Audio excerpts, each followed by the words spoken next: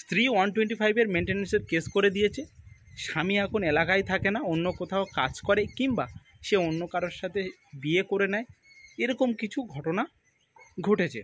সেক্ষেত্রে 125-এর মেনটেন্যান্সের কেস কি খুব বোঝা হয়ে যাবে, খুব জটিল বিষয় হয়ে যাবে? এক কথায় যদি আমি বলি, প্রত্যেকটা কেসের অবশ্যই একটা জটিলতা রয়েছে যতক্ষণ না সেটা শেষ হচ্ছে। কিন্তু যখন 125-এর কেস হবে, সেই কেস কিন্তু সাধারণত একটা বড় বোঝা হয়ে যায় যদি তা ডিল ঠিকঠাক করা না হয়। এখন হাজব্যান্ড যদি মনে করে যে 125-এর কেস হয়েছে, কিছুই হবে না, আমি বাইরে চলে যাই বা অন্যত্র বিয়ে করে নিই, তো সেটা ভুল হবে। আজকে আমরা এই ভিডিওতে 125-এর গুরুত্ব নিয়ে আলোচনা করি।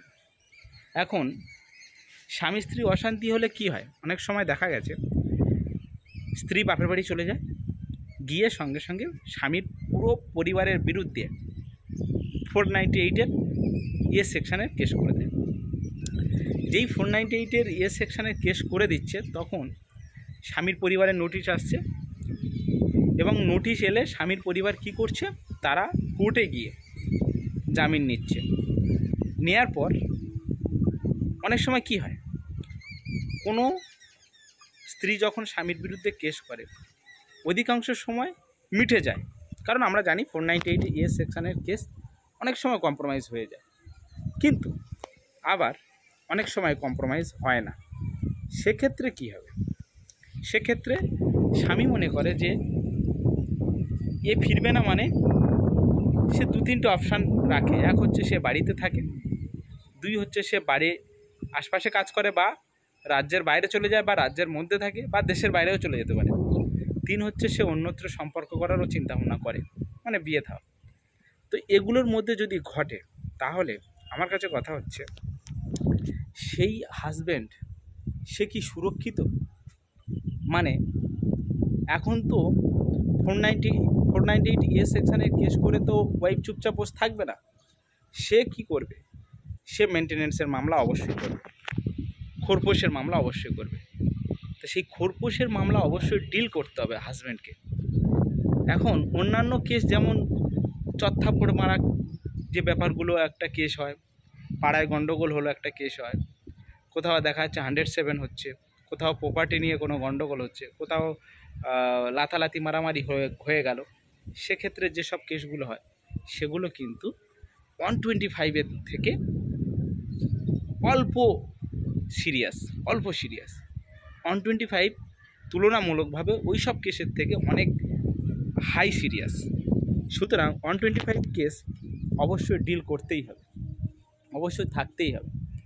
কারণ কি, যখন কেউ 125 সিআরপিসির যে মেনটেন্যান্সের সেকশান আছে, এই সেকশানে যখন কেউ কেস করে, তখন কিন্তু সেই কেসের পিটিশানে সে দিন পাতের গল্প রাখে, আমার জীবন কিভাবে যাবে। মানে কোনো স্ত্রী যখন মেনটেন্যান্সের কেস রাখছে, মানে সে তার দিনপাত কিভাবে হবে, তার মেডিকেল সাপোর্ট সে কীভাবে পাবে, সে খরচ কিভাবে চালাবে, তার দৈনন্দিন জীবন কিভাবে যাবে।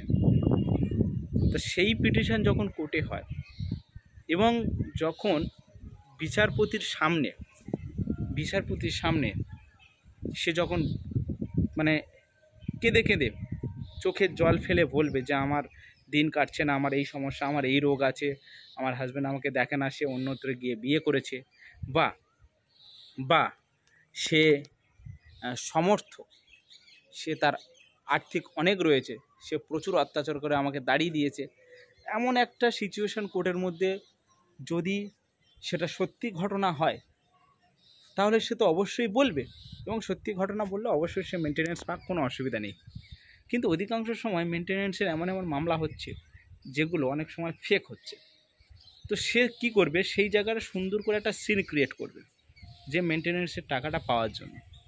কিন্তু এখানে আমি এই ভিডিওতে বলে রাখি, যাদের অরিজিনালি সমস্যা আছে তারা অবশ্যই এই ভিডিওতে আমি যে সিন ক্রিয়েটের ব্যাপারটা, যে অর্থটা আমি বলতে চাইছি, সেটা কিন্তু তারা অবশ্যই মোটামুটি মনের দিক থেকে নেবে না। কারণ অনেক সময় যে ফলস যেগুলো হয় সেগুলো আমরা তুলে ধরার চেষ্টা করি, আর জেনুইনও আমরা তুলে ধরার চেষ্টা করি। সেক্ষেত্রে বলছি, তো দুটো জিনিস আলাদা। অরিজিনাল কেসে কিন্তু কোর্টের বক্তব্য এবং কোর্টের থেকে পাওয়া মেনটেন্যান্সের আমরা সবসময় সাপোর্ট করি, আর যেটা ফেক হয় সেটা আমরা কখনো সাপোর্ট করি না।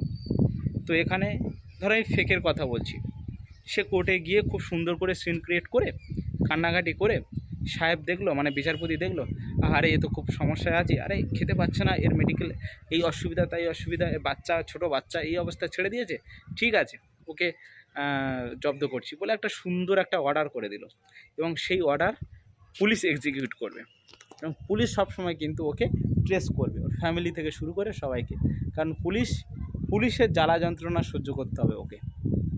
সেই কারণে মেনটেন্যান্সের কেস ভালোভাবে ডিল না করতে পারলে এবং এলাকায় না থেকে যদি অন্য কোথাও চলে যায় তাহলে তো ডিল করা খুব মানে ডিফিকাল্ট হয়ে যাবে।